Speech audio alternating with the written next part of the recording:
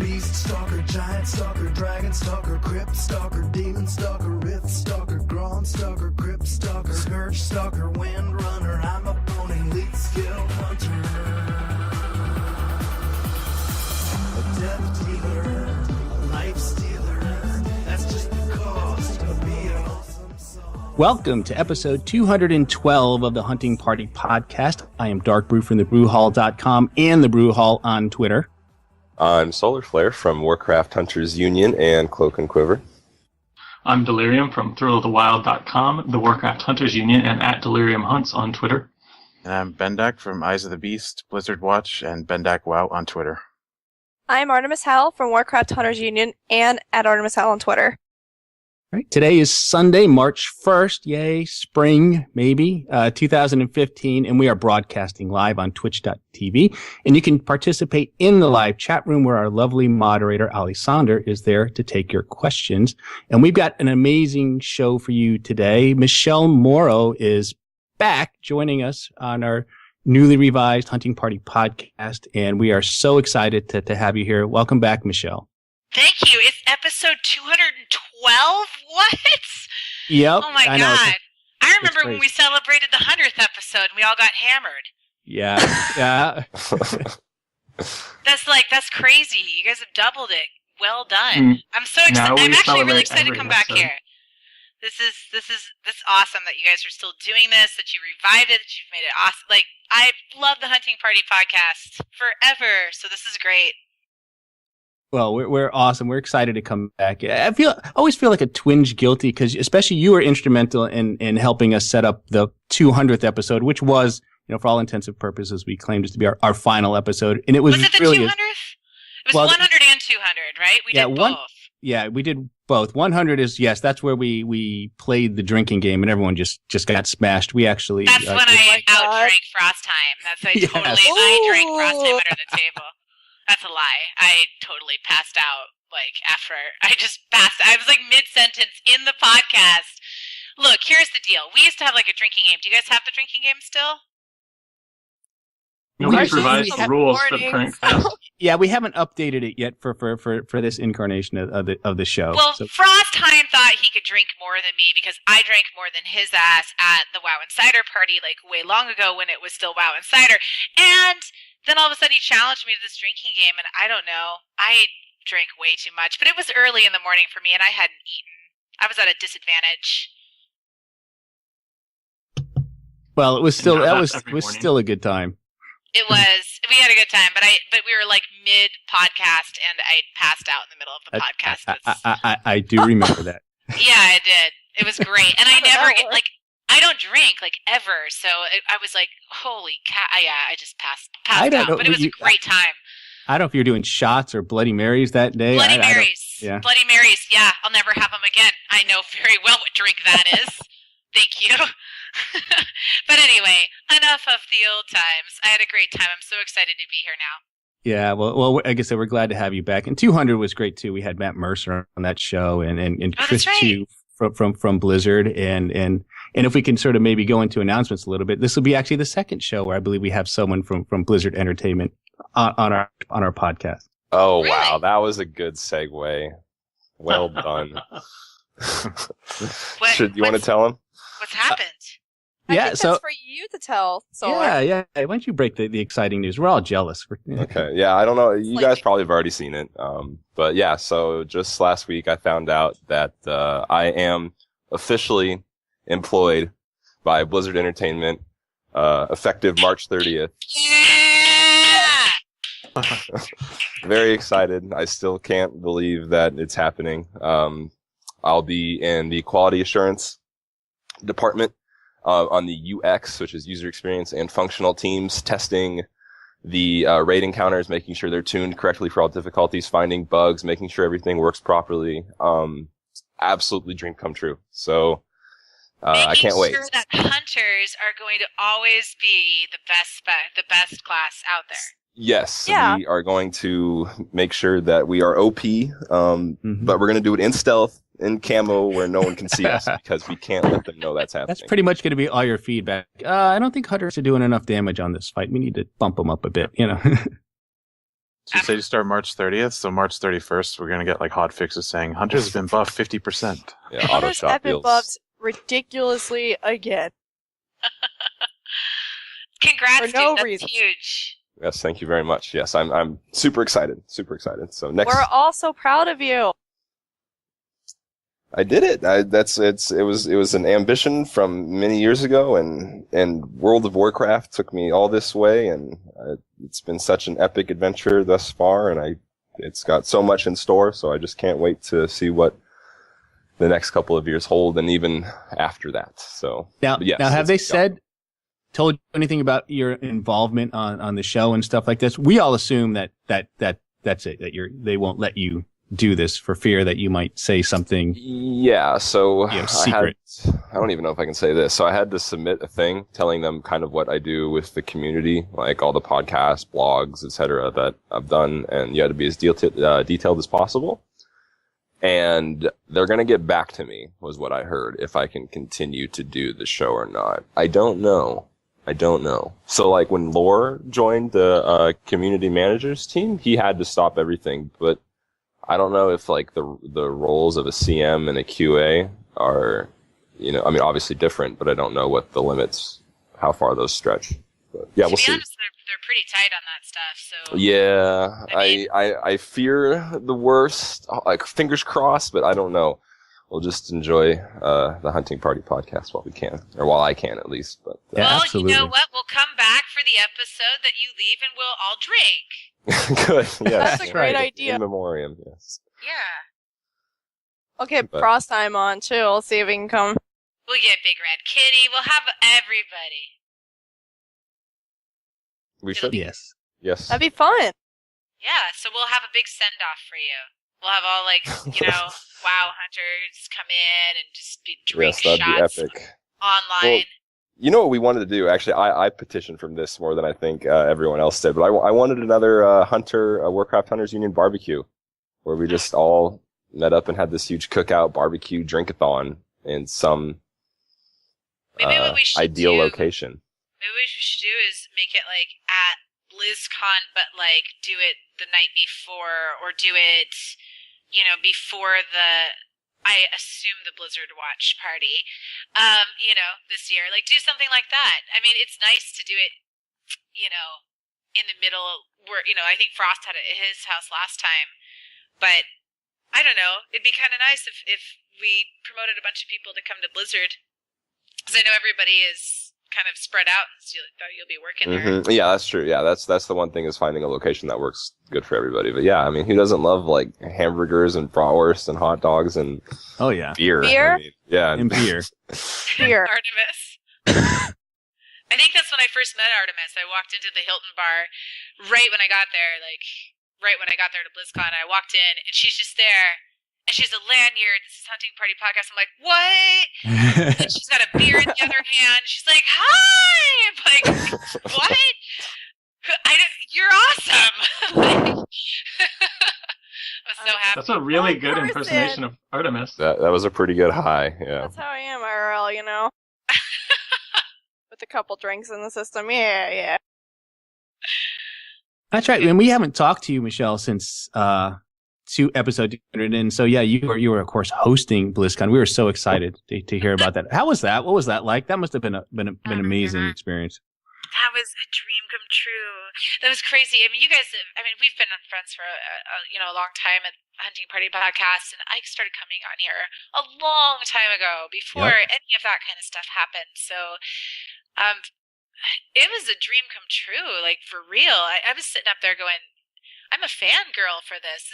I love these games, all of these games, especially Warcraft, and when I got the audition notice, and I couldn't say anything, of course, because, there's NDAs and whatnot. So I get the audition stuff, and they invite me to campus to audition. Actually, a DirecTV first. Went to DirecTV audition, and then they have me do a callback, and I had a live read with Jeff Keighley. So we did the entire first 30 minutes of the show live in front of about, 30 employees or so from Blizzard and DirecTV. So no pressure. But I knew there was a few other people reading for the role as well, and yeah, I don't know if it's just I was so dorked out and excited, and I have no idea, but somehow I got it, and I was in the middle of raid leading with my guild, and I looked down, and I was on vent, so I was in the middle of explaining the fight, whatever we were on. I can't remember. It's a fever dream at this point, but I was on vent, and I was like, okay, so on this pull, and I looked down on my phone. It says it's from Blizzard and DirecTV, and they're like, congratulations, and that's all I can see is just the email pops up with like the short note, and I scream on vent. I was like, oh my god, and then I left because I started running around doing victory laps, of course, right? So my guild was worried about me. Everybody was like, oh my god, is she okay? Like, they were concerned, but I couldn't tell them. I was just saying, don't worry, it's cool. Don't worry. That's all I could say. So they were all like, what? For a long time. And then when I could finally do it, and just being there, and I don't know, being part of the process, and getting to interview some of my favorite people, and I've gotten to know so many of the Blizzard devs over the years. It was a dream come true. I did not know, however, that my face was going to be on all of the TV screens in the entire place. So I look up from the desk, and I am a dinosaur in front of me. I was like, I'm going to eat everyone in this room. But, I mean, I've done a lot of big shows, but that was definitely the biggest show I've done, and probably the most important to me emotionally and everything. It was just full of happiness. Well, we were excited to see you there, and it was a lot of fun to watch. So, hey, fingers crossed. Maybe we'll see you again there next year as well. Maybe. But who knows? Who knows? Yes, keep your eyes peeled. Or ears open. I don't know. We're on Twitch and listening, so both. Awesome.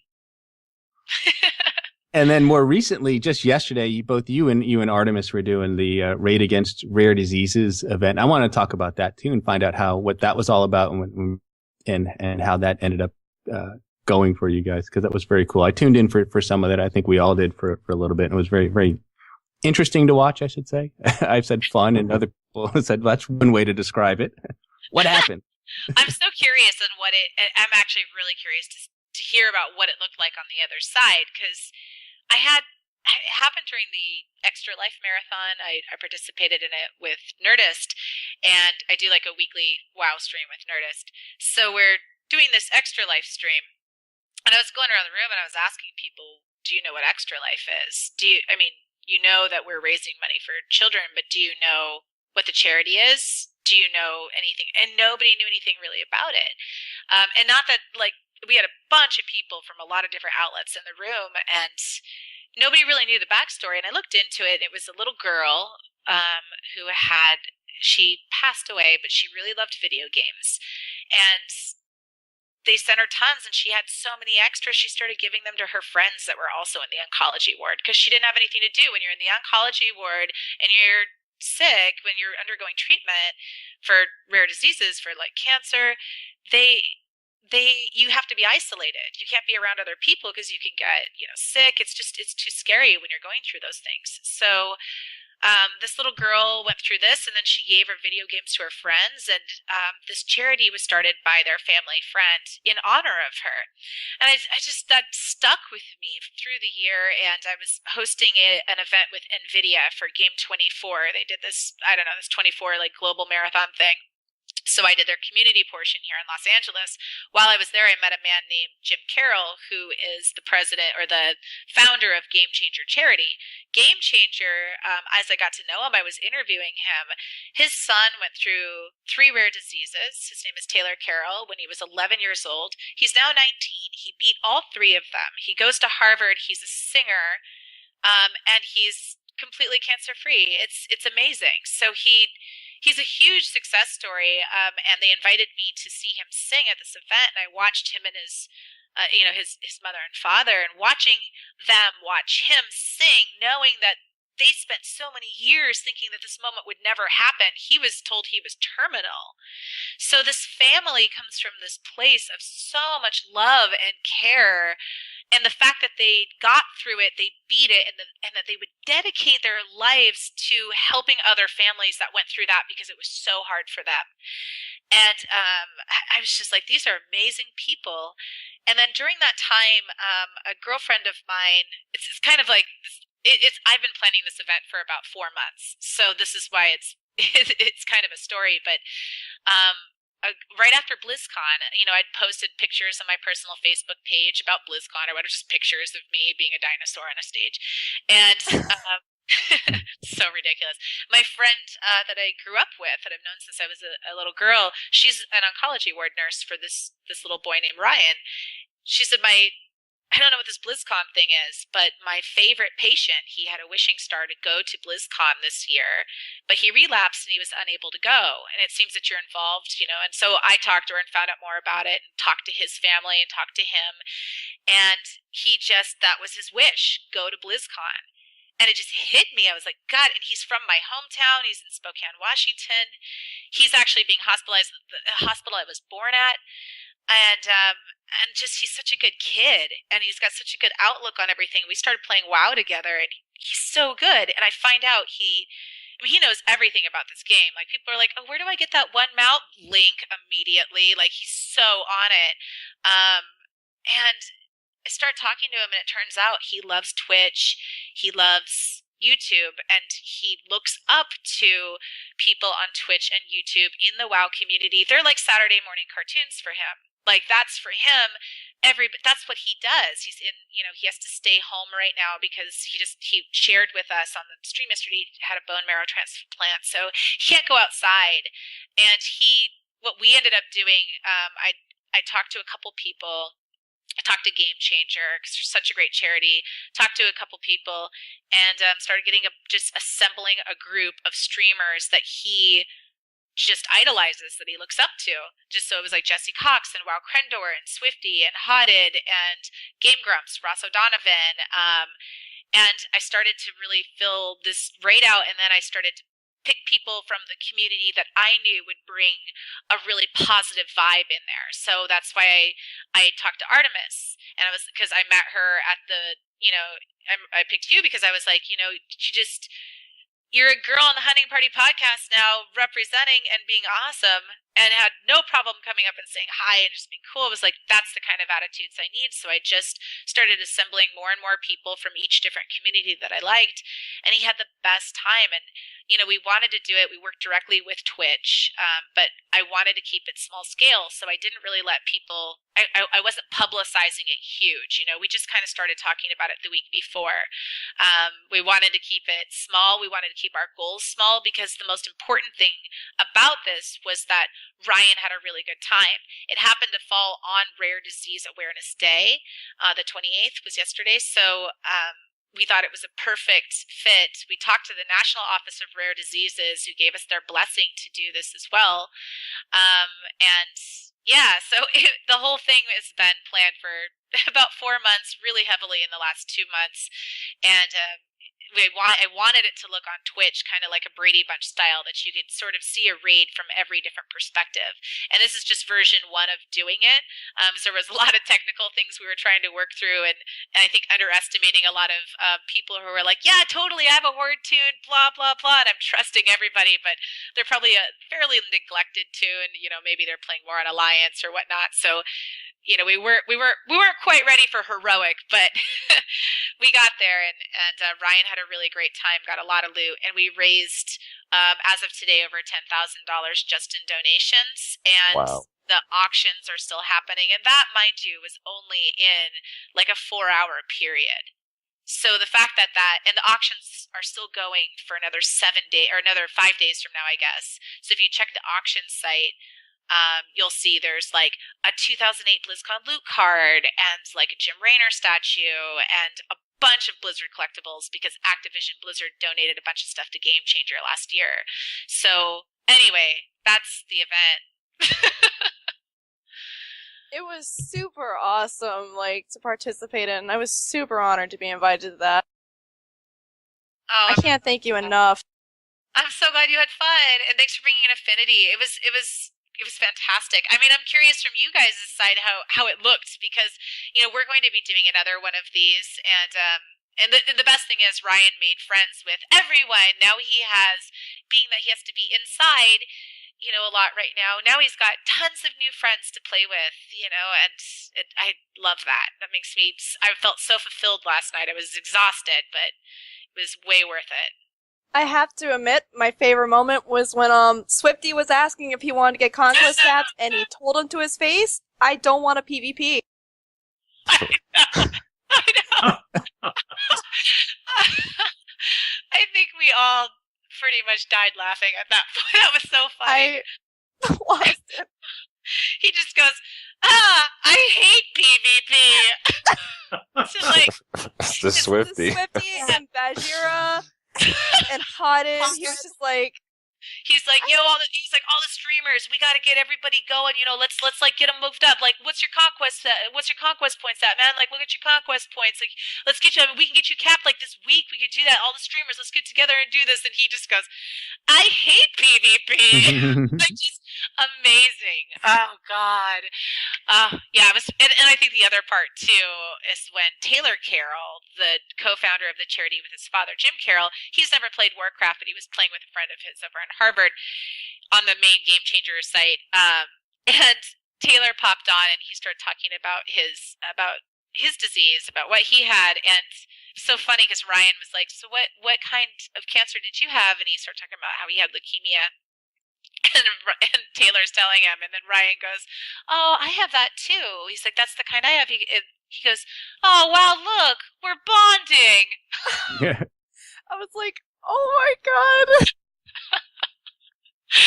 Yeah, he's a really funny kid, like really great kid. So it was awesome. It was awesome. I mean, all in all, it was awesome. But we're always, we're definitely looking to improve it. But from you guys' end, how did it look?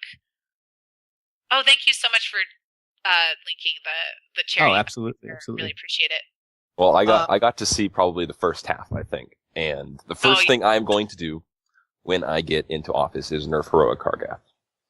Thank you. No, I understand that. It looked like a lot of people were on alts. I mean, but honestly, I don't think I've seen that many big personalities before since BlizzCon. You gathered like the best of the best of the best, and you guys all got to raid, and it just looked epic. I mean, there had to have been 15, like 16, 17 big personalities in that raid, even more than that. I couldn't believe that you gathered the troops for something that big, which is totally awesome to see. It was crazy. I'll thank you for saying that, because that was part of the challenge. I was going to say that must have been quite the battle. Well, at first it was just, honestly, I had a long conversation with Jesse Cox just about the way a lot of these gaming charities are run, because, I told him, we just were having a long conversation about gaming charities in general, and one of the things I said was that after that Extra Life event, everything kind of clicked with me after I met Ryan. But after the Extra Life event, I really left there thinking, like, why are we're raising this money, and yes, it's for a good cause, but we don't really have an emotional connection to what this all is. And we have so much power to be able to do so in the gaming community, because, I mean, it reaches everybody. It kind of, when I do a gaming marathon, they're kind of awesome because it sort of like nerfs all the attitudes. Like, everybody's all like on one level. Like, it sees no gender, no age, no disease. Everybody is the exact equal in this kind of a thing. So we're just all there to have fun and play and cooperate. It's my favorite way that people game. But the thing I notice is that we leave the kids out. These are the kids that play the most, that they watch us, and they're watching us raise money for them, but they're not participating. So why don't we do more things where they can participate? And we have to be careful. We can't exploit. We have to make sure we don't exploit anybody. I've really tried to keep him very protected in this entire thing. That was another challenge to all of this. But I want to be able to involve more kids. We're doing another event actually on the 25th of April with Twitch for Minecraft, and we've got several kids playing in the event. And there'll be more information coming out about that. But we just kind of want to involve the kids instead of separate them so much. So I talked to Jesse about that, and that really resonated with him. And And then I then I got Jesse, then I got Krendor, and then I talked to Bajira and Jen, and I brought them in kind of more as a technical advisors as well, because I don't know Twitch. I mean, I'm a host. I have most people edit for me, shoot for me. I don't have to do all of that stuff. So I knew that was an area that I wasn't going to know. So it's sort of kind of like running a guild, right? I mean, I appointed officers. I had, they were helping me majorly with all of like making sure the donation buttons were all there, making sure everyone was on the same page. There were a lot of getting emails, making sure people got their emails. Like everyone, though, when I talked to them, was 100% on board. There wasn't anybody that wavered. Not one person. Everyone was like, at the moment I told them, yes, I'm in 100%. Just tell me when and I'll be there. But it was more about it was a little herding cats, though. I did have to. Yeah, I bet. I mean, I couldn't even imagine the scope of something like that. I mean, on that large of a scale with people that have such busy agendas too, that's crazy. But I really like the perspective you put on that, though, because you see a lot of fundraisers where, they are raising funds for a great cause, and there's no harm in that whatsoever. But you don't actually see them interacting with the people that they're doing it for. Yeah. I couldn't even tell you the last time I've seen something like that. So that is amazing. That's actually really, really cool. Thank you. Thank you so much. Once we got out of the heroic Karga, after we got out of heroic and we just did normal, we were pretty much fine until we got to what's his name? Big ugly ogre. That monster dude. Korag. Oh, the magic guy. Korag. It was horrifying. Yes. That was terrible. That was a terrible. But to be fair, we went 2 hours over. Everybody, I think, was running just tired. We had lost a few people, and a few people rejoined, so it was kind of, that mid-raid thing going, let's get everyone together, make sure Ryan's having fun, and there was so much stuff. But we wiped a lot on him, and then we just did LFR Imp just to finish it, just to get it done, But we ended up getting 7-7, so that was good for him. I mean, it's his new tune. He has a rating alt. Here, he has a rating main alliance mage. So, well, if you had more hunters, maybe you. I think that was the problem because I only saw one. No, there were two. Oh, two, not enough. I don't think, but yeah. Yeah, I'm used to seeing 5 hunters in my raids, so it was a little weird. We definitely need to get more hunters. I thought Artemis was going to have a hunter, but I guess it's an alt.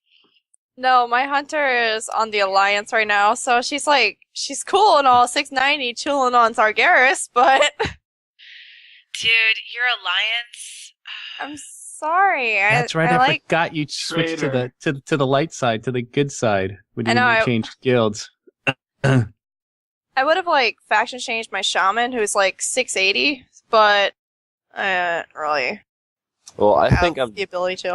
Joining that... But I think I'm going back Alliance too, because I can't progression raid anymore for 2 reasons. One, the hours just don't fit. I can't log the hours, and 2, I don't actually think I'm allowed to. Especially if you're in a top 50 guild, because I would already know all the strats, right? Testing and everything like that. So I'm oh my gosh. So I think I'm gonna go back to always wondered Alliance. about that, because you hear about folks from Blizzard who actually, play the game. They do play the game, but always wondered about that. Do they? What do? They just kind of sit there and keep quiet? I mean, do they raid with only people they know? I mean, I don't know how that works. I've heard there are Blizzard raid teams. I've heard that is a thing. But yeah, so I think I'm going to go back over to convert to raid and start a very casual 1-day heroic raid team. 10-man. The art of the 10-man raid team has been lost. I agree. Warlords. Here. So I know, exactly. It was such an interesting dynamic, too, because it was 10 tight-knit group of people, and there's nothing wrong with 25s. I've rated 10s, 20s, Mythic, 25, I mean, all over the board. But I do think the 10-man roster has a very unique dynamic to it, and I want to see if I can kind of experiment with that once again. I kind of wonder why that is. I was thinking about this actually the other day, and maybe you guys have some insight on it as well, but I don't know, I love the fact that you can go and go looking for a pre-made, and you can join in and kind of hop in with different guilds, and I think that's great if you want to have faster progression, right? Like, I have a very large guild, and we've got lots of different kinds of personalities in there, everybody, all levels. But the one thing I've noticed since this expansion has come out is that people go and they'll be able to get gear, like say with another, like say they get all excited because Foundry came out, right? And like we're like a mid-level guild. We're not too casual, but we're not too hardcore either. We just don't have time. We only raid twice a week, but we're good when we do it. So we've got people who will go into other raids and they will get loot. And then when our raid night comes around, if they've got the loot already from the other shit, they're like, oh, peace. Like, they don't, like, they'll just be like, I'm not feeling well tonight. I'm like, oh, all 6 of you that happened to run and get loot, and I know you did, like, because I see it. Like, so I don't know. There's something about it that's also hurting guilds a little bit, and I have a very strong, long-standing guild, and I'm seeing this. It's hurting a little bit of that, and I'm wondering if there's something special that can be implemented back, because it used to be you had to lock out. You couldn't just keep running and then rolling with your tempered fates, because that's what's happening now. People are just saving their rolls and going. They're like, oh wait, so what? Oh, you're doing Bracklemore? I call him Bracklemore. You're doing Bracklemore? Oh, heroic Bracklemore? I'm gonna go to heroic Bracklemore. Cool. So then they'll be there because they want something off that boss with their extra roll. Yeah, that's a good point. I mean, I think the intention was to give, guilds flexibility, but the idea that you'd be raiding within your guild, and if you had, 13 people, some odd number online, you could bring everybody that was there and everybody would get to raid, or if something came up and they had to leave early, as long as it wasn't, your only tank or something, people could kind of come and go, and then they could raid at different, they could repeat the content as well. So it just gave guilds that flexibility to do the content and not feel like they had to cancel a night because of low attendance. But with as you say, being able to just raid anytime, anywhere, I haven't seen those issues with my own guild, but that I don't know what they can do to fix that off the top of my head. I mean, Vendek, have you experienced that at all? Guild, it's sort of like getting rid of like the middle class of WoW is getting killed by this.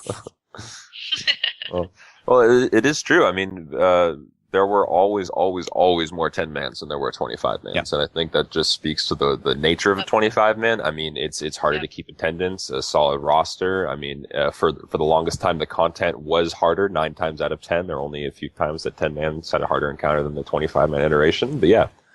I appreciate the flex. I mean, I love the flex, that I can do up to 30, because a lot of times we're at 30 for every raid. And then sometimes every now and then we'll be at like 17. So I've been fighting on this podcast. I think you can find my very first one I ever came on, and I was like, there needs to be flex rating, like for whatever the boss is. I said it on here a long time ago. I was like, just the boss should scale. I should bring as many people as I want, and the boss should scale to whatever we're doing. And I love that. But I don't know, there needs to be a little guild perk in there that kind of seals shit. You know what I mean? Yeah, I don't disagree with that. But go ahead, Delirium. We're kind of having the opposite problem of having a closed number makes it so easy. Like that, you have this excuse, like, oh, sorry, we can't bring your third alt or something. We can only take 10 people. Sorry, guys. And now we have to actually, be kind of mean to people or say, you're not good enough or you're not skilled enough to do this, and it makes me feel bad. Whereas we had that nice excuse before of there's all limited. Yep, I'm with you 100% on that as well, because a lot of times that's exactly the problem we end up having as well. That's also an issue, because we, especially after BlizzCon, we kind of got an influx of players, and now I'm in a weird position. Like I can't tell people they can't raid. I cannot tell people they cannot raid. I can't do that. I can't. No, but I mean, you can still set requirements for raiding. If they're completely undergeared, you can certainly tell them. Yeah, you can sit people on for those things. It's just like kind of that's the thing though. Like there's no one that's really like quote unquote undergeared, but definitely like not pushing the edge for progress. Does that make sense? Like, so at certain points, it's like they're not bad players, and their eye level's not necessarily bad. It's just they're just maybe like 2,000 DPS, not enough. Yeah. Well, we've done this before, where if we really hit a wall against a particular boss and we just want to kill it to get some progression, we've actually, we'll bench a couple people just for that boss and go with a smaller group, just to see if we can kill it and make the progress and get the 12 people or so gear off there to get better, and then we'll bring them back in and then try it again with them next week. So we've done that. We've scaled down if we really stuck on a boss, but think we can push it with a smaller group. I think with how scaling has been worked in Blackrock Foundry, they had a little bit of a pardon my language, with how they were tuning this tier. For example, so foul, Artemis. I'm so vulgar. Oh, sorry. Okay. But based on what I've done, because I'm obviously cleared Blackrock Foundry on Heroic, I feel like the easiest way to kill, for example, Blackhand has been with a 16 group of people, and which is weird because you can't go in with 10 people. It actually makes it harder, Blackhand that is, and 30 people makes it really difficult as well. So it's you have to find that balance, and for some reason I don't think that should be a thing. It should be you could bring in 13 people and be yeah, we can kill this, or 30 people and just be yeah, we can still kill this. Yeah. And they kind of gimped on the tuning this. They were good with Heimel. Heimel, you could bring in 30 people for everything. It's yeah, even Imperator was good. Black not Cat on Butcher. Not on Butcher, you couldn't. I don't know. Okay, our melee group kind of had an issue yesterday. Rest in peace, my little warrior. Okay, she was carrying, clearly. 638 item level, No, that was scary. It was normalized. I beat Swifty. I know. I was how am I topping DPS charts right now? I always top them, but not I've thought with all of these people, I was I will be the worst, and I'm I felt bad. I was trying to tell you what talents to pick, and you're just meh. The what? Huh. I was trying to tell you what talents to pick. I'm why don't you play Stampede? Or I know, and I was I don't have fucking time to even deal with it. I didn't even have tomes on me. I was God, I had so many whispers coming in with me at one time. I haven't changed to Stampede yet for 6.1, which I'm gonna do tonight for our raid. But unless I watch Walking Dead. But anyway, so yeah, but I want to play with Stampede because I haven't played with it for such a long time. I mean, that was, man, I miss Stampede. I like that ability with the glyph where you can have the replica of your main pet out. Yeah, I do too. And I use a Rhino as my main. His name is Rhino Gosling. Okay. Yes. So little Rhino Gosling goes out there. There's this good old stampede of Rhino Goslings at the beginning of a poll, and all the melee are just I can't see anything. That's awesome. I'm gonna have to do that with a pet. That is too funny. I love that. But that glyph is great. Maybe I can use him. Chromegus. I'll use him. You need to make a Bracklemore pet. Dude, Bracklemore is the shit. I mean, tell me he's not. He's the shit. I have my own. But that glyph is great. I like it just because I don't have to worry about turning Growl off on every other pet in my stable when I call Stampede. I didn't know if I hate it. I don't know if that's a thing anymore because they disable. Yeah, they may have. I don't know. They did, yeah. You have an army of dead thing going on where everything's taunting. Yeah. Which is cool for PvP, I suppose. But yeah. But about the scaling, though, I did have something to say about the scaling. That's actually an unintended bug. A lot of people were submitting logs where if they had 13 people, a certain ability did 13,000 damage. Then when they had 14 people, it did 150,000 damage. Grossly disproportionate. It felt really wrong. Yeah, and so a lot of people started submitting those logs to Celestalon and the devs, and I think it was just an oversight on their end. I'm pretty sure that's not supposed to be the case. But I've been thinking about that too, though, because if I was going to do a 10-man, I'd want to know, wait, what if I bring 11 people? Is that going to be just a little bit better? But yeah, so that's why I'm hoping. Welcome back. Hi. Sorry, guys. But yeah, that's why I'm hoping the scaling becomes a lot more proportionate. I think it's just an accident. I don't think they do that intentionally. Yeah, I'm pretty sure just, that was an accident. Yeah. You know what we need is a good QA person in there. Yeah, if Yeah, only we need a somebody... really good person from maybe your show. Like, I think of you all as very smart WoW players. You know what? I think we need one of you guys to work for Blizzard. It's like it's my job. That's a great idea. Do they have any openings, or I think they just closed? I think they're done. Yeah. But I think I'm just looking at some of the notes from they did a raid in Dungeon. Some folks from Blizzard did it in a Q&A. And I thought, well, I guess they didn't say it wasn't an issue, but they certainly mentioned that the intention is for it not to get harder. And they're saying raids shouldn't get harder as you add more players, such as they did with breakpoints in Siege of Orgrimmar. And with the idea is you should never have to tell someone they can't come to the raid because it would make the encounter too hard. But it sounds like what you're saying is they haven't quite achieved that yet with Blackrock Foundry.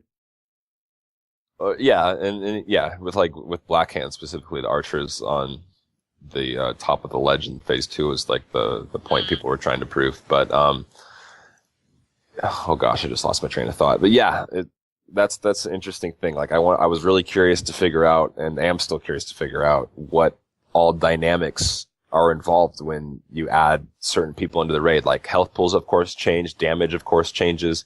But the really weird one was how many times the spell hit the players. Like the arrows fired 100 times when they had 13 people, but like 330 times when they had 14 people. Like the rate of fire. Who's keeping that data? It's in Warcraft logs. You can if you log it's just combat Warcraft logs. Yeah. Interesting. That's it's pretty wild. That's pretty interesting, actually. Yeah. So, definitely investigating that. But I'm so glad that we have people like you doing that for us. Well, that's what I do is raid a lot. So yeah. No, I love that though. It makes my life so much easier. Thank you. You are welcome. But yeah. So yeah, the scaling's crazy. I was very curious to figure out what all variables affected everything in the fight. And I didn't get a straight answer, but gosh darn it, I'm going to find out sooner or later. Yeah.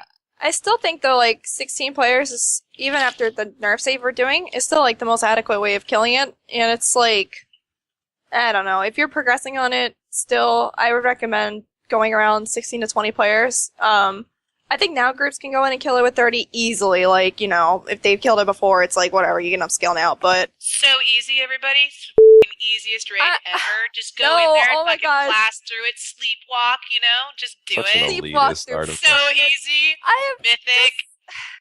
Not Mythic. Just do it. Not Mythic. Oh, no, not Mythic. Mythic's up. No. Back up a second. Not even that close. Yeah. I'm like 5'10" Mythic right now, so... 5'10" Mythic. We're not near Blackhand, unfortunately. Only half? What is such a casual. Yeah. I'm just messing with you. I love that you guys do this. Like, I love it because I'm like, oh yeah, I'm glad you guys are on it. I wish I had more time right now to play like that much. Oh my god. Yeah, my group is casual. 3 nights, 2 hours a night. So we're inching our way through the instance. See, that third night though, we just added the third night just recent, and like we're trying to keep that like a casual, like smaller group, But again, it's getting hard to keep that small because people want to go. They hop online, they see people are in raid, and they want to go. It's hard. I mean, the only kind of way around it is that it depends on our healers. If we don't have enough healers, then I have an out, because I'm like, well, I don't. Oh, that's a good excuse. I need to use that. There you go. But I mean, yeah. But then if it's like a healer that's not strong, I mean, at least it's a healer. So, yeah, like so that's kind of the only legitimate excuse out that you're not making anything up. It's like that's a legitimate thing. I can't bring an extra player because it scales up and we're not going to be able to heal that. So that's like legit. But if it's not, then as a guild leader and, member of the Warcraft community at large, it can't just be like, you can't go. Like I have to encourage people to go. So I don't know. There's something like just needs to be tweaked just a little bit in rating. for guilds, to give guilds that extra perk that doesn't let people just be like, cool, this is my home guild, that's awesome, but I can go raid a bunch, and then once they get all that gear that they used in the first, like, say 3 weeks of the raid, they'll come in, and this kind of, we had a little bit of this problem back in Wrath of the Lich King, a little bit. This was a little bit of an issue. Like, tanks would gear first, like tanks and healers would gear very first, and then they'd be like out. So there's that kind of an issue going on with the DPS. Mostly DPS now, what I'm seeing. So we're like in Wrath, it was tanks and healers. Now it's DPS. But not hunters, because hunters are always cool and always show up. But every other class, those scrubs, they're all like, hey, running with other people. They don't want to be out of the guild, and nobody wants them to leave. But all of that gear that they got in the first 3 weeks of running, like, we've killed Gruul now a few times that they've gotten loot off of him, or been running the heroic Heimall just for the better gear for Foundry, and they would use that to go do trash runs when Foundry first opened for that, like just for, joining groups, or they would do it for, whatever. Like, so now, like, now that they got the gear, they're like, man, I got to get back to that real life thing, and then they're gone. What kind of that sucks though. I mean, don't you think that sometimes that can be the nature of the player though? Because I remember back when legendaries were a thing, the classes that could be eligible for the legendary, for like in Firelands when you had the Terragosa staff, mages and warlocks were like, oh, who's gonna get it first? Who's gonna get it first? And that just caused drama. Oh my god, I can't even tell you how many guilds have collapsed over legendaries in the past. Yeah, so once people get the gear, they're like, I'm out. What other incentive do I have? I mean, granted, I don't know there's if it's so many more necessarily about incentives. the player, I think it's more about like the excitement of being able to run all of these things, and like you want to consume the content, right? 'Cause it just came out. Like if like House of Cards like just came out, people are like binge watching it because they want to do it so they don't have any spoilers, right? Like it's the same kind of thing. Like the content comes out, you want to get through it, and then you get through it. And then you're like, oh shit, I've been playing this for like 40 hours straight this week, or whatever. Like people binge on it, and then they've got other stuff that they've got to concentrate on in life. I don't know if it's necessarily. Oh, you think they're trying to speed race through it? Not that they're trying to speed race, but I think that they get excited. It's not with the intention of like, oh, I want to get this content first. A lot of people they just enjoy it. They just want to do it, and that's great. That's a great thing. That's awesome. But it kind of leads to being, if you can binge all of the content, it makes it so that having a guild and being in a guild sometimes, I don't know, it doesn't hold all that special factor if you're a mid-range guild. If you're a top guild, people are like, if they're there for progression, they're there for progression. If it's super chill and cash and you're like you barely raid, or like you're not a raiding guild at all, it's different. If you're a battle pet guild, doesn't matter. RP guild, doesn't matter. But if you're a mid-level raiding guild like we are, which I think most guilds are mid-range raiding guilds that have troubles, this is the biggest problem. It's just time, and how much time everybody has. And then they used to make time for it. Back in at least Mists, we were able to keep our 10-man super solid all the time. And when we had a 25-man, we could get that going. And we just rotated people around. I don't know. There's just something off. I don't know how to fix it. I don't know what it is. But something. Well, that's the struggle as a raid leader, though, isn't it? I mean, finding the right dynamic that works for everybody. And I mean, there's so many things that encompass raiding that it's really hard to get that perfect synergy all the time. Yeah. And that's always kind of the struggle that you deal with. Yeah. It's mostly once like after the first part of content's come out, what I've noticed. But I don't know, it's interesting. But I do notice all of my hunters show up every week without any problem. Like we never have a lack of people to go, but it would be nice to have some of the people who got their gear continue to play. The hunters always show up, and luckily we're at the top of the DPS charts, so it's cool. Yeah, and that totally makes sense.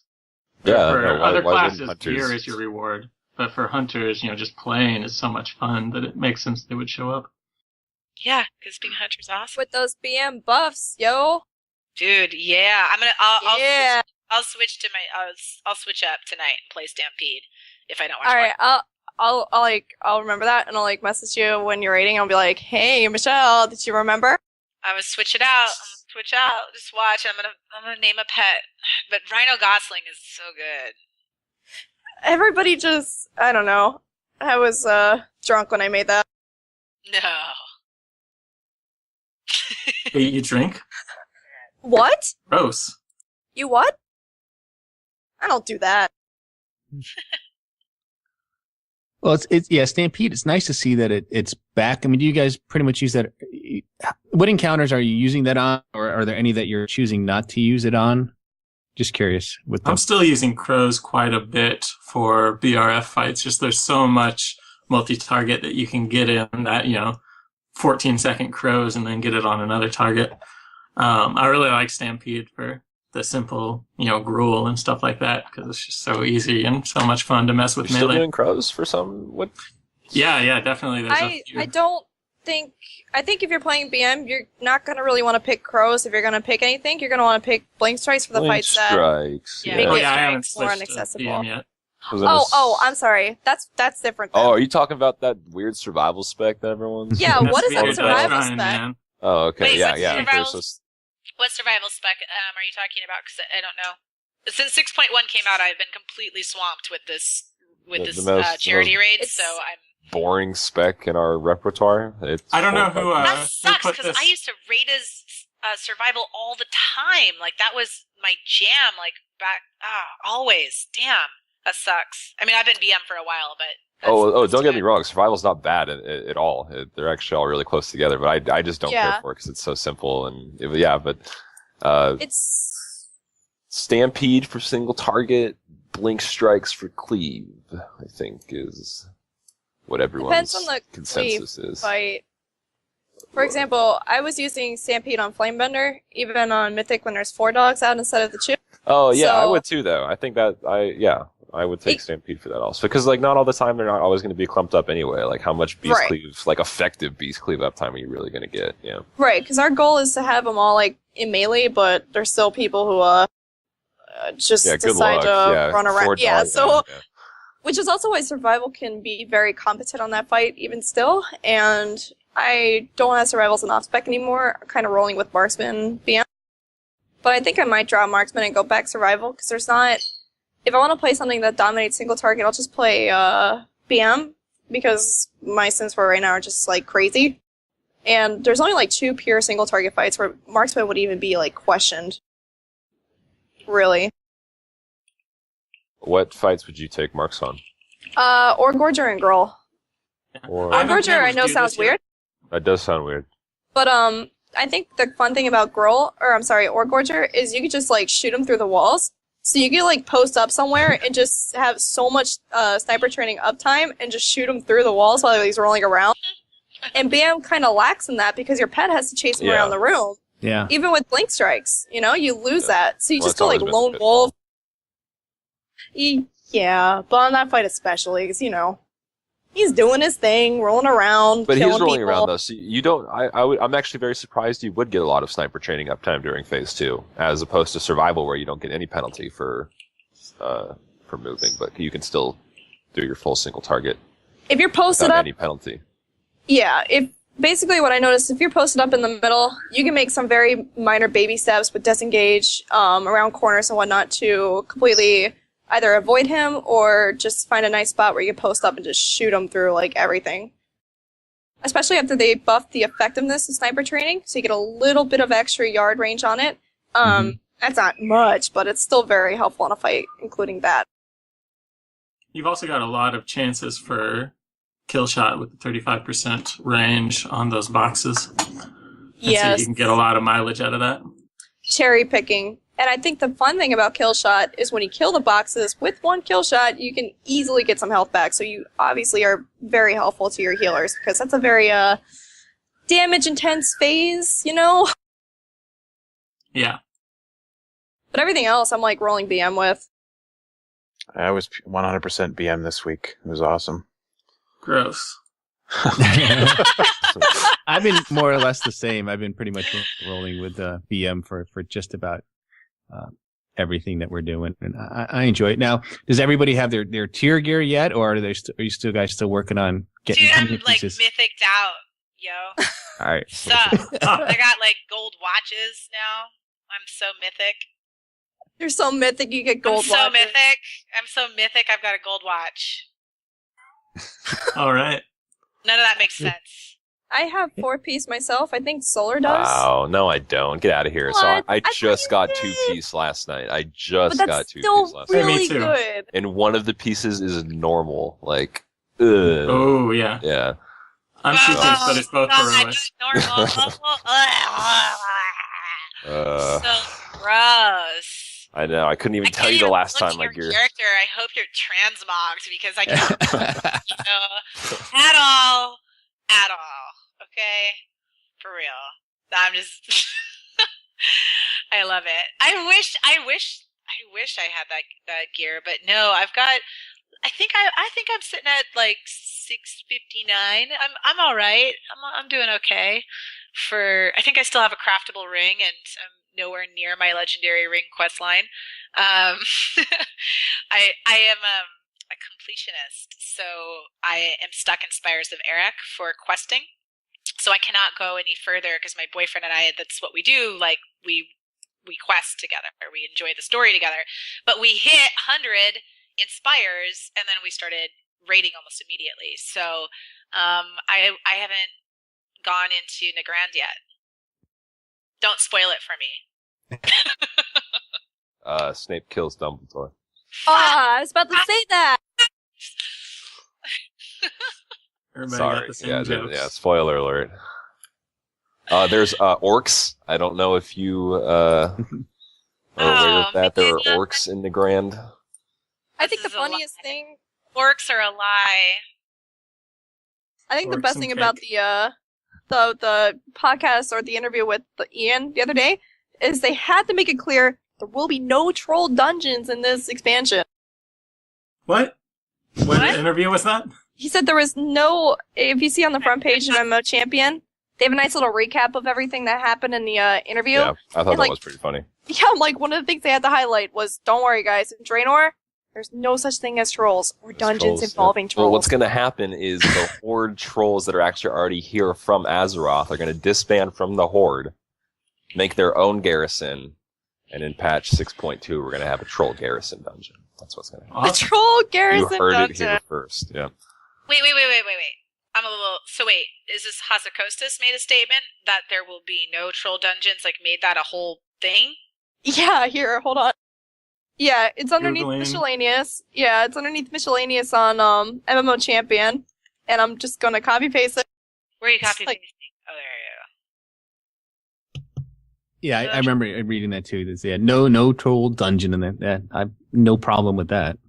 Well, you guys don't like reskinned old content? And Amon. But why That's- make a point of saying that? I know, like, Yeah. I guess that was just. Well, it's something kind we of cute, needed to right? get I out mean, of like, the you way. can always expect a troll dungeon, and I guess this time it wouldn't even make sense to put one in. I don't know. Too Yeah, many people Blizz begging is for another like 4.1.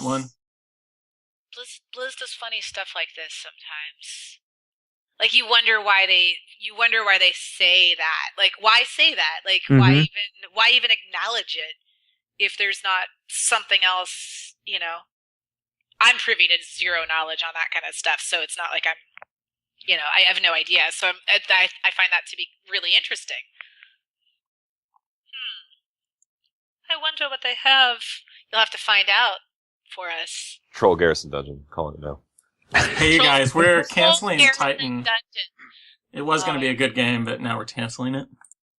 We gotta make some troll dungeons. MMO coming out from Blizzard, World of Trolls. That was the one thing at BlizzCon everybody was asking about. That people like would tweet in and like asking about Titan. It was so funny. I was just like, aren't you guys way more excited about Overwatch? Like, should you guys be more stoked about that? So we just ignored it, but I thought it was funny.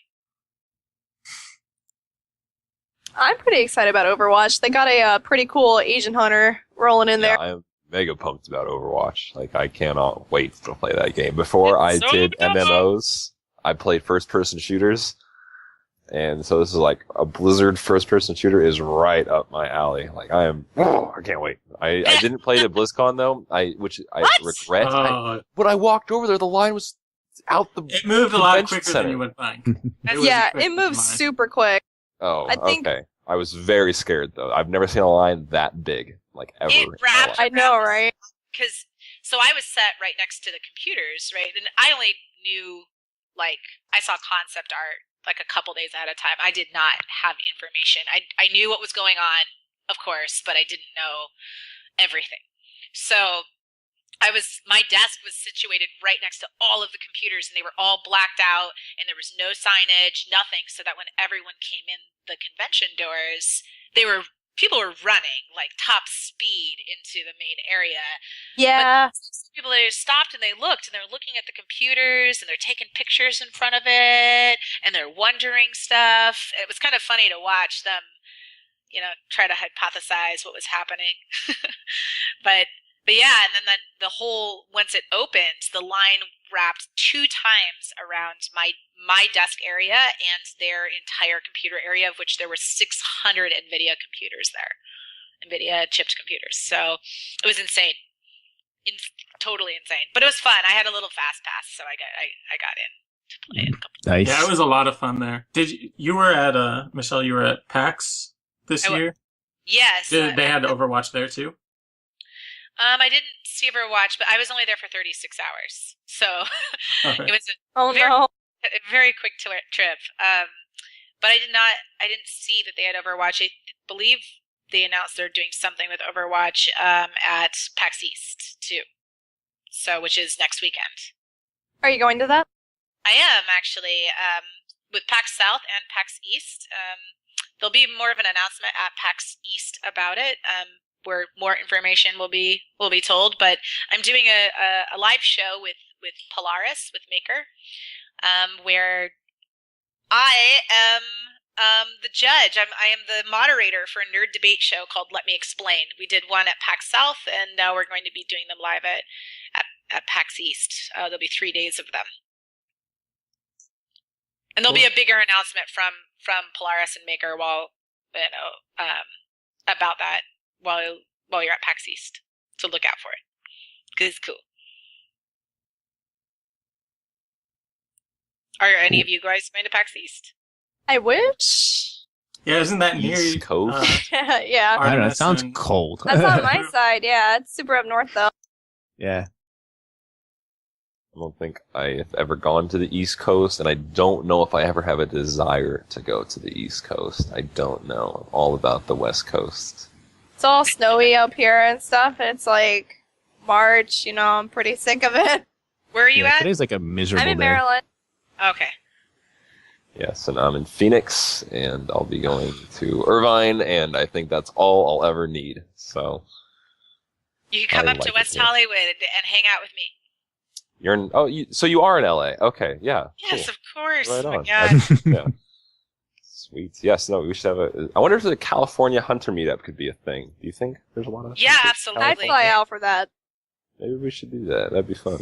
I'll Yeah, be I'll down at the pretend to be Blizzard from campus California. eventually, Mark. Yeah, you can fly down When from Chicago. When do you start your job? In 30 days. Ugh. March Sweet. 30th. Yeah.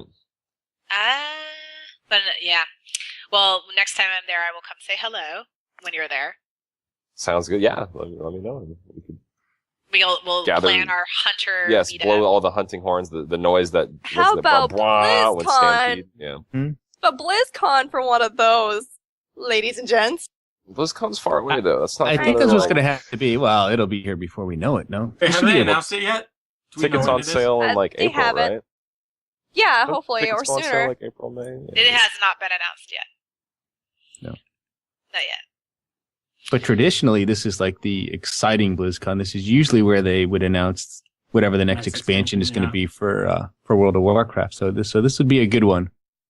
They're all good, but it's always extra I exciting. just like, think, when they I'm like, do an I'm like, X-Pack. what's pretty amazing is that I'm thinking about it, and this last year was the biggest, best BlizzCon yet, right? Like for sure, without a Mhm. doubt. Oh, absolutely. Yeah. Without a doubt. Like there was a Hearthstone championship going on the very first first world championship for Hearthstone.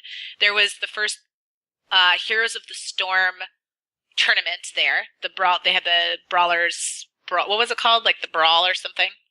They had that going on with the Nerdist and Rocket Jump and like Jesse Cox and those guys. And like I think Husky. So they had that. They had StarCraft going on. Like major esports were happening there, which was crazy. Like you walk into each area, and each area felt so completely different. That little Hearthstone stage was dope. They had that. Cool. Yeah. Wasn't it so cool? I was like, I just want to sit in there and play matches all day. It felt like you were in the Hearthstone game. Yeah, it was really great. It was so great. Oh my god.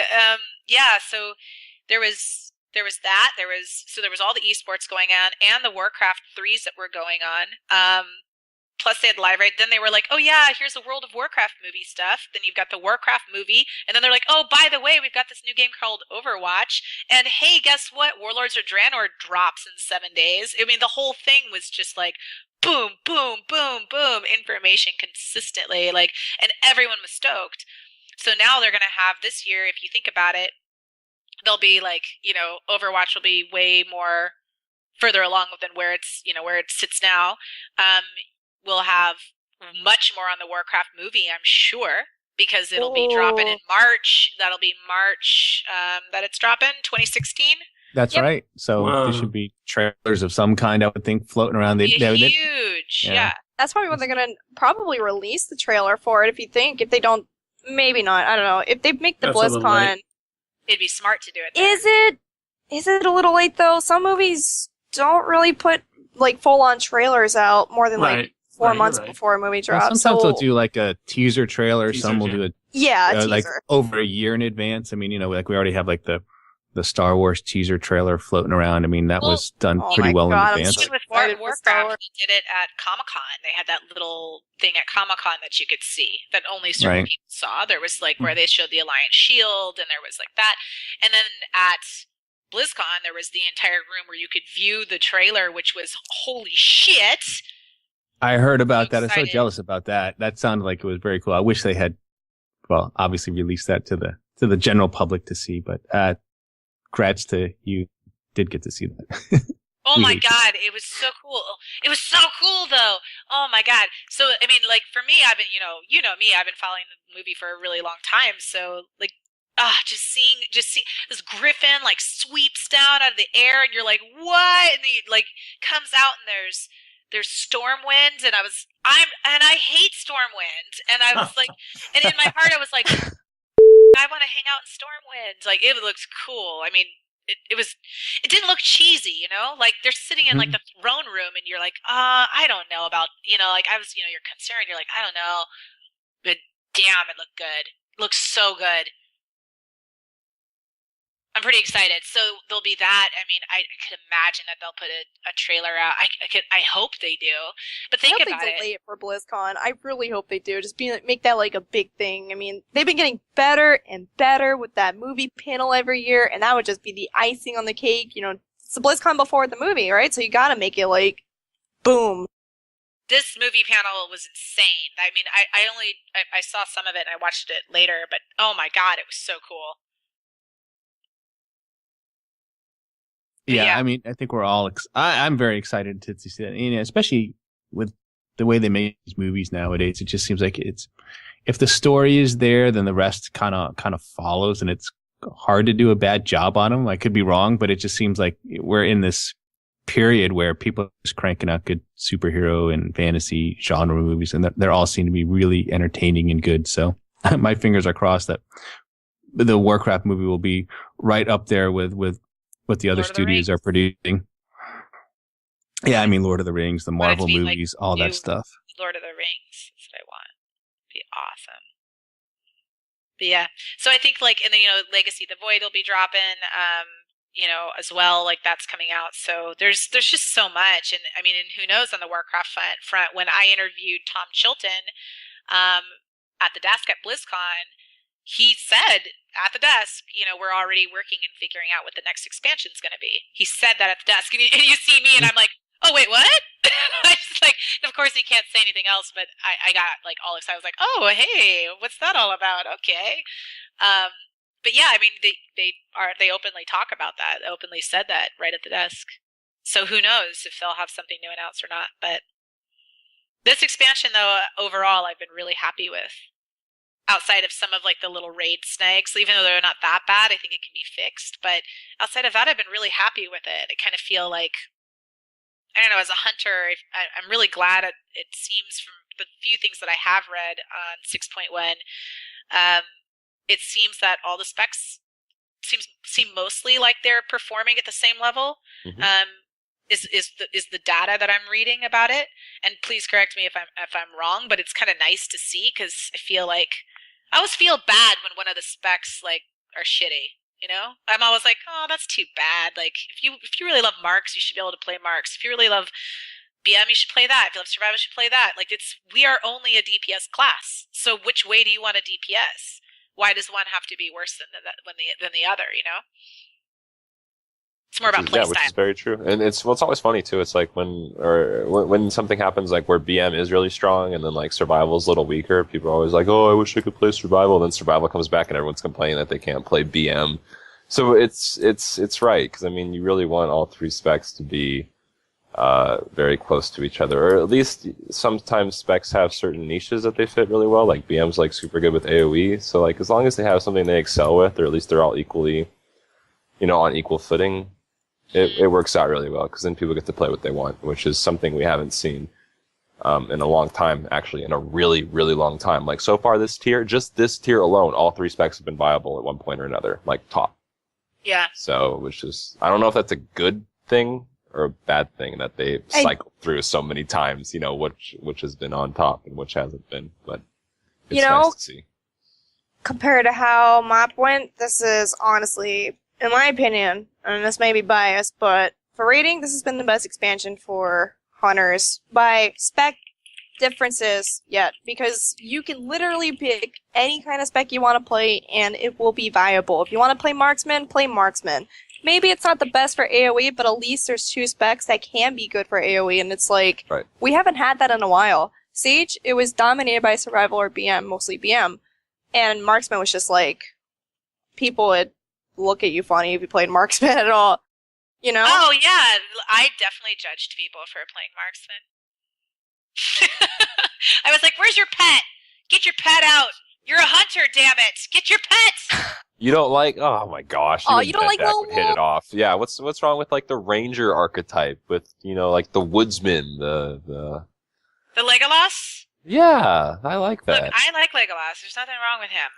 But the core of playing Warcraft as a hunter was always having your pet, and that's kind of something that really made all of us really love hunters, is because we have a connection with the pets that we train as well. It's not just just a class like that. For some reason, it seems to me, and it always has been this way, especially ever since I met you guys, hunters seem to be the most united class in the community. Oh yeah.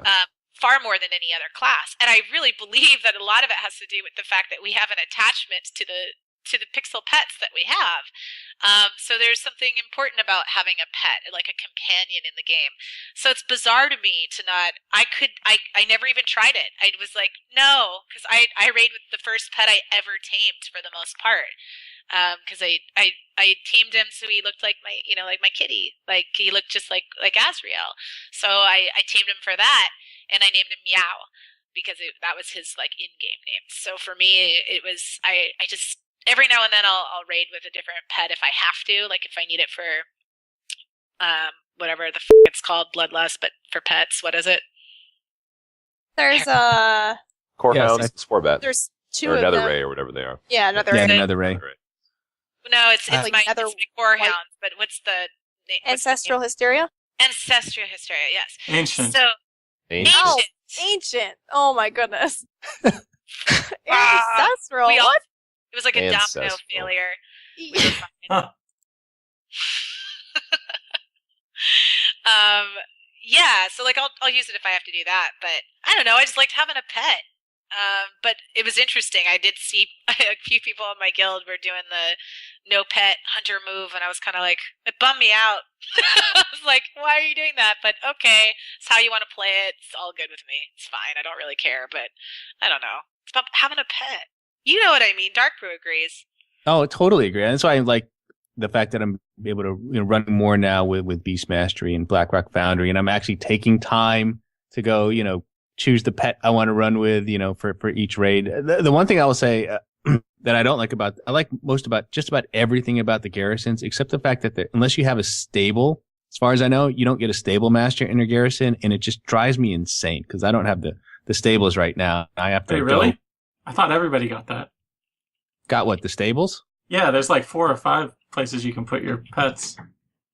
I mean, well, if you have a stables, the barn also has a guy. If you have the stables building, see, I have a level 3 barn, and I do not see a stable master. There is a stable master, but all he can do is revive your battle pets. Yeah, exactly. Oh, I didn't realize. Yes. I never How tried. do you feel about the barn? How do I'm sick of trapping things, but yes. Yeah. I mean, Okay. I made a lot of money with it though. I don't know like the money part because I know you get a lot from the Savage Bloods, but I was feeling all bummed out when I had to trap one of the I don't know, whatever. Like I felt sad about it. I was like, I don't know. Yeah, Like, isn't that the that's worst just- when you have to like go out and kill like beasts for quests and stuff like Well, that? I You're like, I really don't know, it don't doesn't- like this. I'm gonna try Dara. doesn't faze me as much because I'm like, oh, that's a beast that's an asshole. So like, we'll battle. We'll But- pick and choose our battles. Yeah. Right, but like if it's just like, a little like neutral guy walking around and then I have to set a huge trap for him, this big trap on the ground, and then he has to sometimes they just walked right through it. I'm like, why did you walk right through that trap and not get caught? Now I have to deal with it again, and it was taking me forever. What was that all about? So I got rid of it. I was like, this is way Yeah, too I think Yeah, they're the rough trapping's while become leveling. better now, and in fact, I like doing it with a pet, sort of keep it aggro on him, and he'll keep the beast in one place, and then you can just run up and drop your trap underneath him, and it's much easier now. Yeah. But yeah, I mean, I would think the barn would come with a regular stable master, but it doesn't. And if you have the stables, you get like 50 of them. They're everywhere in your garrison. It's just like it's like I just want one. You can put it in the little corner of the garrison. I don't care. I just like to be able to swap out my pets while I'm in my garrison, which is where I'm spending most of my time now. I know, the garrison's kind of just become your own little city, isn't it? I like it. Yes. Although I Whatever would, you do, don't leave. I would like to say that leave the your Horde garrison. garrison needs some love because the Alliance garrison's way prettier, and I'm No way, the Horde one's so good. You get to hang out around a bonfire with Thrall. It's so awesome. Yeah, Green the Alliance raisins. one's like all like I mean, what do you need a fountain in your garrison for? You need Exactly, spikes I don't and care a about fountain, I want bonfire. a I'm bonfire. thirsty, You I gotta need have to- somewhere to relax. Yeah, Yeah. like this wait, like what? fountain What? is so pretty. What? How is this like the grass is always greener? Like, because you guys are Alliance, right? I'm Alliance, and I love I the think Alliance the majority of us garrison. are Alliance. Yes. So the Solar's Horde. And I have as many Horde hunters as I have. Yeah, I've been Horde for longer. Actually, I think I've been a 50-50. In my 7 years of playing WoW, I think I've spent half as Horde, half as Alliance. I'm so weird when it comes to factions. I don't know. Hunters are above petty factions. Come This on. is true. And now You with guys the been doing jukebox the, you can get, I love the I was just jukebox. about to bring that Oh, up. I already got that portable one. I was like doing everything I could to get like 20 sheets of music. I was doing the old raids and everything, and the portable audiophone is a pretty neat toy. Just sits there and plays music for everyone. So have you collected a lot of the music now, Bendek? I mean, how have you been running around doing that? I'm getting ready to do that. Yeah, I think I collected the 20 and I got a few more. The only problem is once you collect the 20, the achievement disappears, so you don't know which ones you're missing. So you Oh. kind of have to like go to Wowhead and like search them all. But I really like the change in the music. My only problem is it doesn't change the music inside your town hall. So now I just use one of my bodyguard that has like the mission table, so I don't even go inside the town hall anymore. Oh, that's funny. It's like that with a lot of buildings too. I noticed that I walked into my barn today and the music stopped playing, and then I walked outside the barn and it reset and started up again. I was like, huh, that doesn't seem right to me. I can't wait to start all these quests this coming week because I've just been so busy with this thing, this charity raid, that now I'm like, oh, now I just gotta go and chill, and before I leave for PAX, just kind of get a bunch of stuff done and get I just got my selfie cam, which I was really bummed I didn't have it yesterday. That thing is cool. Jealous. I like that.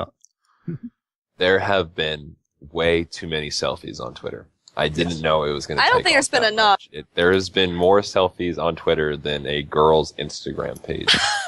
It's like a girl's Instagram page. Jeez. But it's Do you know not how many really guys' a bad Instagrams thing. I follow that do the same thing? I like Okay. Let's take I'll about guys' rescind- Instagram for a second. I'll Guys will take a rescind picture that of like their desk or something. I'm like, cool, bro. That's me. Glad to see My this. TV station selfie. Mer. All right. So at least put yourself in the photos. I'm like, all right, cool, you in the desk. I like that. Sweet. I have to say, Yeah. I'd rather see WoW selfies on Twitter than more talk about the dress, so I'm okay I with am it. so sick of the talk of the dress. It's Hey, like, what color's designer, dress, guys? It's lavender and Black copper. blue. Oh my god. What? It's lavender and copper. So everybody knows. That's about right, yeah. It's lavender and copper. That's the color. That's it. I mean, Okay, here's the thing. The designer came out and said what the color was, so why is there still a debate? I don't even know where it came from, honestly. I don't know either. I just started trolling everybody on it yesterday because Everybody was like, the entire raid for about like 2 minutes went into a war about the dress thing. It was hilarious. the best part was because Ryan brought it up. The little boy, he's the one who brought it up. He said something about it being gold and white, and then everyone was like, "Ah!" And he's like laughing hysterically, and I'm like, "What? This is what is dress that? thing that I don't like." I saw it like peripherally, and I'm like, I have no time for whatever this is happening right now. And then I started catching back up on it last night, and I looked, and I'm like, first of all, why does this exist? Is just like where the did this come from, and why is it this big of a deal? Was my first questions, because I'm like, this is just a dress like hanging out in the wilds somewhere. Like, first of all, it's like hanging out in a wheat field. Like, why any of this? Why did it get posted in the first place? And why did it? Who cares? It's so dumb. But it's definitely purple and copper. I think the sad thing is when people make, they like interrupt the news for this important broadcast. The color of the dress is. Wait, did they interrupt the news for it? That would be CNN. amazing. CNN had an entire thing about it. Like, why? Why? There are more important things like hunters. Yeah, like, why are we talking about hunters? Yeah, why are we on talking? national See, news? look at it. We got caught up in its dark magic. Is what I just know, happened. this is Exactly. We got sucked. Sorry, in. You should guys. put a skin of that dress in the game for the selfie cams. And that's like what you can do is you can photobomb people when you do the photobomb, and then it just puts them in that dress. Oh no, they need to make a black and blue dress and a white and gold one. Yeah, and just Come on, make Blizzard, wake up! that. Just be like, there's just a dress, and like you'll be like, and that's what like the photobomb, like one of the abilities it can have. I'm so glad that was implemented, by the way, because when I saw selfie cam, I started tweeting out, I'm like, be a photobomb. We need a photobomb, please God, let there be a photobomb. Like, I know, I was too. I was like, hello, photobomb, please. and then luckily, I don't know, like I don't know what happened, but I found out yesterday during the raid that there actually is one. So I was so There stoked. is. I haven't gotten that one yet. Does it also come I don't from know a what follower that is. mission, I think? I don't know, Artemis, do you know? Oh, I'm sorry, what was that? The bomb, the photobomb, like what is it? Do you know what abilities it has? It just like throws a thing on the ground that just pops up smoke and like little firework animations. It's not really, you can see when people are taking selfies, you just like throw it down. Someone's taking a selfie, I want to throw a bomb and blow them up. Or I want to like, just for a second, so that their picture is just like, or like some overlay happens where it's just like you in the background, like, like they're trying to do it, but your character suddenly is in the background, like making faces. That would be Or, like, hilarious. that's what it needs. Or a completely different background happens. Like someone's like, oh, I'm going to take this awesome shot in front of something, and you're like, boom, and now they're like, with in the Garrison Troll Dungeon.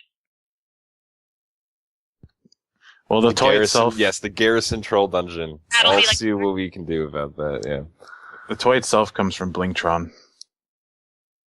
Yeah, see, this should be something an engineer makes. Or Everyone in here is an engineer, right? That's like the best. Oh, yes. Okay. Yeah. Your response to like the selfie cam. It's kind of like I don't know, kind of like the toy train and the toy wrecker, the wrecker set, you know? Because when they played that train in raids, oh my god. Oh, so speaking of that, guess what achievement I just got yesterday? Does it involve trains? It does involve trains. It's the one where you have to get the train on operator Thogar to run over the other train wrecker. So you put down a train and then, so engineer the ironic demise of an exulting wind-up train wrecker in Blackrock Foundry.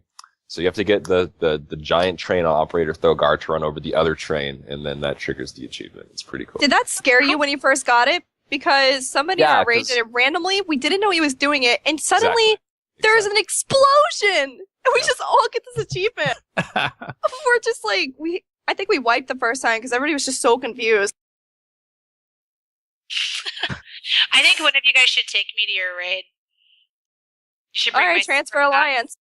Oh, that's right, your alliance. God, Well, I would I'll be bring forward you for another so quick. month. We're clearing Heroic Blackrock Foundry. We might be able to arrange something. yeah, bring me. I hate the word carry more than anything, but carry me. We will hoist you on our broad shoulders. It won't I be love a that. carry. It will be a I like that so heroic much more. That sounds way better.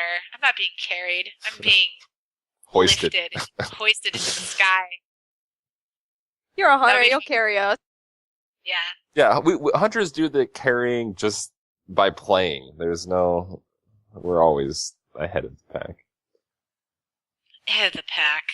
No pun intended. So yeah, speaking of aspects, I had the one that keeps the days on accident. I was like, why am I dazed? And it's the one where Cheetah is just turned off for a second, and then it comes back on again. I was like, what the heck is happening? Is there a glyph that removes days? I think, I don't know what it was because I forget because it was so weird because I don't mess with aspects anyway. But yeah, it's like it doesn't turn itself off. Yeah, the effect is just canceled. I was like, oh, what the heck is happening? Yeah, it was very strange, very strange. That's weird. Oh, and did they fix the trap launcher, by the way? They did. Oh my gosh, yes. Doesn't, I'm glad you mentioned that it seems to be because- staying on now. My Yeah. God. Are you Anytime you change the talent out, God. Yeah, so now Oh, it they only did happens. fix it. It only happens when you switch specs. I think is when it turns itself off. When you triple I've been check, swapping talents like mad, and it's been staying on, and when I die, it stays on, and it just feels like it used to be in Mists of Pandaria. It's a glorious thing.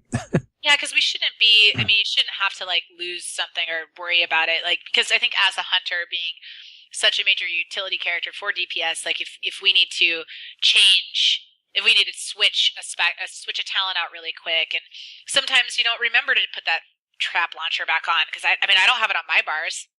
I had to put it on my bars because of this issue, so that I wouldn't forget to do it. But I don't know. I just wanted to be able to play whatever spec I want to play, change out talents at will, because it should be all about how you want to play it as a character that can only do DPS on whatever fight it is, whatever is best for that fight. Yeah, I totally agree. I think on that happy note, guys, we are 90 minutes in, so that was a big show. Yeah, so I think we should wrap up. And if you guys want to stick around and do a post show, that's fine. I have to scoot along, but anyone who wants to stay afterwards is cool. But thank you as always, Michelle. We love having you on here. We have to have you on here again soon for sure.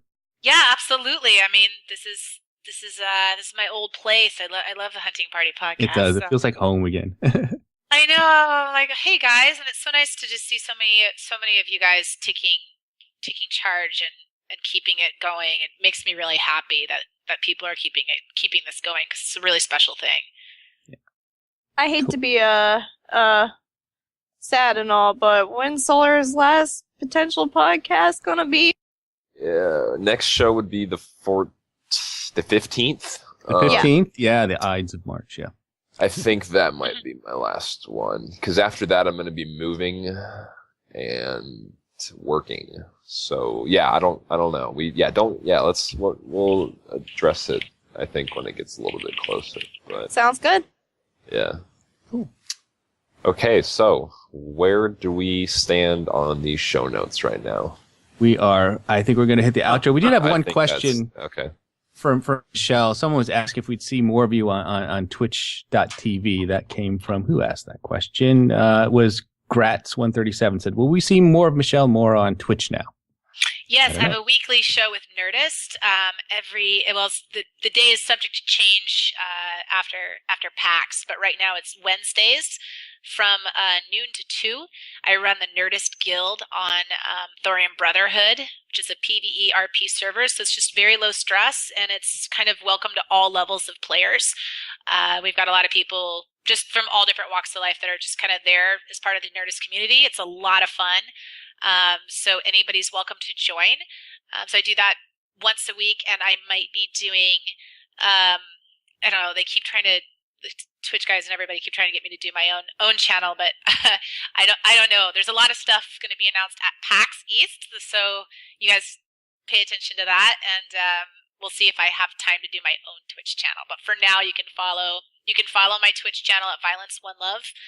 It's just violence spelled out, one spelled out, love spelled out, the whole name. You can follow the channel there so that if don't subscribe because I'm not doing anything right now. Just follow it, to see when I end up starting to do things on it. Otherwise, you can follow me on Twitter at Michele Morrow. Michelle's with one L because my mom, and also Instagram. So you can find me on there, and I've got my Facebook fan page as well, which is just Michele Morrow Official. So yeah, check it out. All right. Meow. Kitty. Yeah, that's Cody. He's telling me it's time to go. He's saying, hey, Come on. He's saying, feed me. One last question. He's saying hunter pets are super important, all of you. Yes, he is. Michelle, how do we get you as a follower? Oh, yeah. Michele Morrow song? Yeah, I'm a follower in a garrison, which is the coolest thing. I just got myself the other day, and I was like, oh, this is really surreal. I'm a blood elf, which is super cool. I'm a survival hunter, and I got myself by picking Ogre Slayer. But some people have chosen Danger Zones, Deadly Minions, Time to Battle, and one other one, Massive Strike. Those are the ones that people have been populating. And apparently I'm an epic mount, which is very funny to my boyfriend. Oh my god. Oh my. Well, and what's the picture of your icon again? It looks like sperm flying through the sky. God bless. It's a jellyfish. Yeah. Yeah, we'll tame jellyfish next patch with the troll in the garrison expansion. It's going to introduce That's right, the underwater jellyfish expansion. Hunter pets. Oh gosh, please no. I think on the WoW Wiki site or Wowhead, one of them, I think it's populated that there's a bunch of data being collected somewhere of all the different attributes people have gotten on my follower, on my garrison follower. So you can check that out. Cool. Well, on that note, you have been listening to episode 212 of the Hunting Party Podcast. I am darkbrewhall.com and the Brew Hall on Twitter. I'm Artemis Howell from Warcraft Hunters Union and Artemis Howell on Twitter. I'm Solar Flare from Cloak and Quiver, the J.J. Abrams movies, and at @the_Solar Flare on Twitter. I'm Delirium from This Beer and at Delirium Hunts on Twitter. I'm Bendak from Eyes of the Beast and Blizzard Watch, and Bendak WoW on Twitter. Check us out on iTunes, YouTube, Stitcher, or at our RSS feed to your reader. Links are available in the show notes. If you have a question or a topic you would like to discuss on the show, email us at huntingpartypodcast@gmail.com or send us a tweet and a follow at huntingpartypod. And today you heard Michele Morrow. You can follow her on Twitter at Michele Morrow or watch her stream WoW live on twitch.tv/Nerdist. All right, stay thirsty, my friends. Remember to drink your dark brew lager. Did everybody So just what's on it drop? today? I know. The mic drop. Hi. Yeah, there was a mic drop in there. You're just like, drink your dark brew lager. I'm out. Delirium. We'll just move on. Always hear the thrill of the wild. Keep your eyes on the beast. Don't forget to pay your dues. Oh wait, For the but horde. I had a line in there. Oh, You no. did. We just You moved on. did. Ding, ding, ding. It's not a That show was the without a hang- I mess was like, I up. wonder what we're waiting for. Pay your dues. Pay your dues. All right. I promise it's not intentional, guys. I just don't have a good show Oh, note. it's awesome. If we don't Attention. screw an outro, it's not a good show. That's a sign of a great show. The worse we do the outro, the worse everything. Did Allie even get her For the Horde in there? I don't know if she may have I managed did, that. but people I were heard talking over me. It's Do it fine. You did. I heard. For the horde. Yay. Life stealer. I'm sorry. I forgot about the no swearing rule. Well, you'll just have to explain that to our 10-year-old listeners now. It was so funny. Every time Swifty got that bubble, I was like, oh my god. I was like, oh my god, again. I know. He's I'm like, like, let's just deep up. And we're like, and like we are wiping with like the biggest personalities here, and it was amazing. I was like, oh god. Shift to Dragon Hawk. No time to waste, cause I can jump shot. BM, MM, and SB. I can rock out any tree.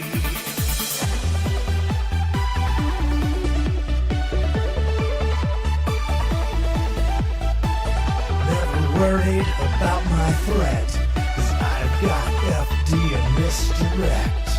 Catching loose mobs in my traps. I never miss, cause I am hit capped. Cause I'm the hunter, not the marked. I'm the fighter, not the spark. I'm the kiter, not the kite. I'll top the meters every fight. Raining and cave dealing death. Just me, my gun, and my trusty bed. Now let's begin with Illidan, Osirian, and Gil'jadan, Magdamar, Asgalor, Gruul,